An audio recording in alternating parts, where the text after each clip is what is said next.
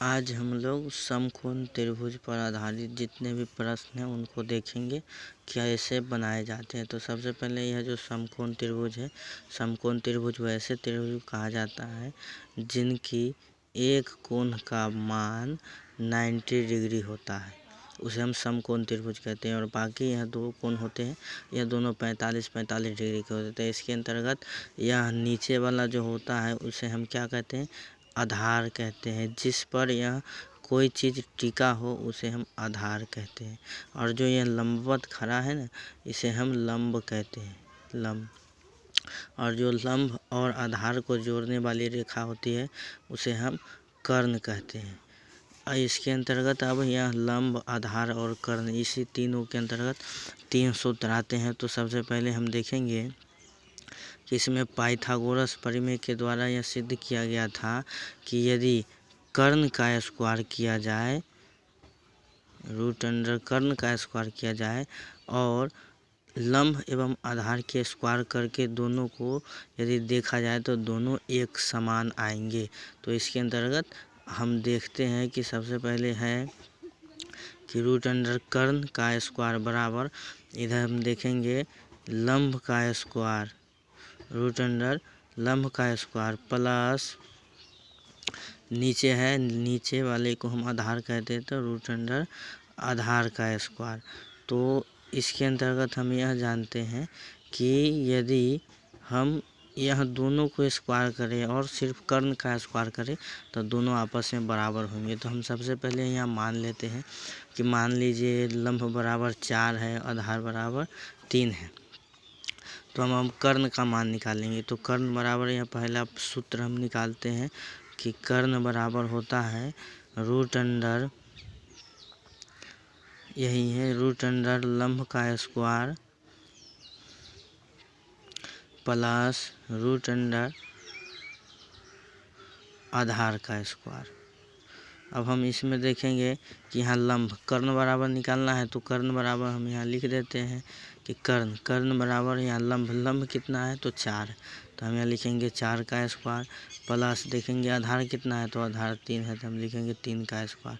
फिर उसको हम कोष्ठ रूट में बंद कर देंगे। फिर हम देखेंगे कर्ण बराबर निकालना है तो यहाँ देखेंगे 4 का स्क्वायर होता है 16 प्लस 3 का स्क्वायर होता है 9।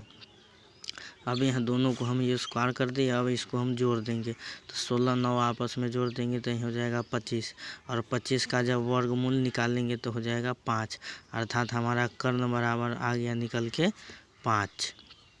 तो यह हमारे कर्ण बराबर निकालने का एक सूत्र हो गया। अब हम देखेंगे दूसरा सूत्र लगा करके, अर्थात लंब एवं आधार का मान अब निकालेंगे। तो मान लीजिए यह भी हमको एक समकोण त्रिभुज है, तो नीचे वाले को हम फिर आधार मानते हैं जिस पर वह टिका होता है, और जो लंबवत खड़ा होता है उसे हम लंब कहते हैं, और जो लंब एवं आधार को जोड़ता है उसे हम कर्ण कहते हैं। अब उसमें हम देखे हैं कि उसमें हम निकाले हैं कर्ण बराबर, अब हम निकालते हैं लंब बराबर। तो दूसरा हम सूत्र लगा देते हैं कि लंब बराबर क्या होता है, तो लंब बराबर होता है रूट अंडर कर्ण का स्क्वायर माइनस, इसको थोड़ा बड़ा कर देते माइनस आधार का स्क्वायर। तो इसमें हम देखेंगे कि कर्ण बराबर हम यहाँ मान रख देते हैं कि मान लीजिए कर्ण बराबर 5 है, आधार बराबर 3 है। तो अब हम लंब का मान निकालेंगे। तो यहाँ देखिए लंब बराबर, फिर हम इसके अंतर्गत सूत्र देखेंगे कर्ण बराबर कितना है, तो कर्ण बराबर है 5, तो यहाँ 5 का स्क्वायर, फिर माइनस आधार बराबर कितना है 3, तो 3 का स्क्वायर। फिर हम इसको अब स्क्वायर करेंगे तो 5 का स्क्वायर होता है 25, 3 का स्क्वायर होता है 9। अब हम देखेंगे कि 25 में से 9 घटा देंगे तो हो जाएगा 16, अर्थात यह 16 का जब वर्गमूल निकालेंगे तो हो जाएगा 4। तो हमारा लंब बराबर आंसर आ गया 4।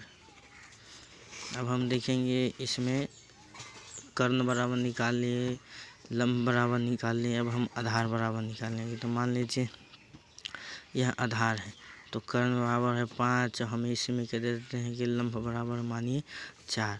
तो इसमें हमारा आंसर आ रहा है कि नहीं देखते हैं। तो सबसे पहले देखिए तो हमको निकालना है अब आधार बराबर।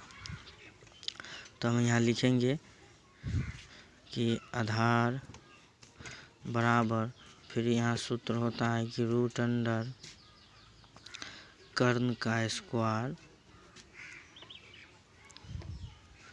माइनस रूट अंडर लंब का स्क्वायर। जब हम कर्ण के स्क्वायर में से लंब का स्क्वायर घटा देते हैं तो हमारा आधार आ जाता है। तो इसके अंदर हम लिखेंगे आधार बराबर लिखेंगे, फिर हम देखेंगे कि कर्ण बराबर कितना है, तो कर्ण बराबर है 5। तो यहाँ लिखेंगे 5 का स्क्वायर, फिर लिखेंगे माइनस जो लंब है, लंब कितना है 4, तो हम यहाँ लिखेंगे 4 का स्क्वायर।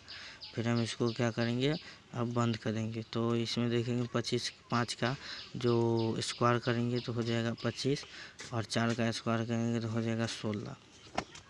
अब 16 को में से 25 को घटा देंगे तो हो जाएगा 9, अर्थात 9 का जब वर्गमूल निकालेंगे तो निकलेगा 3, अर्थात हमारा आधार बराबर निकल के आ गया 3।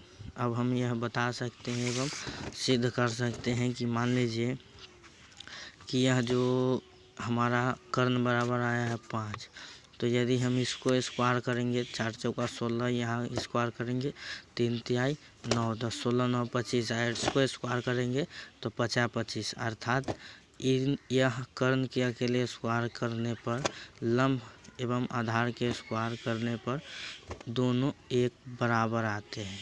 तो यही है पाइथागोरस प्रमेय।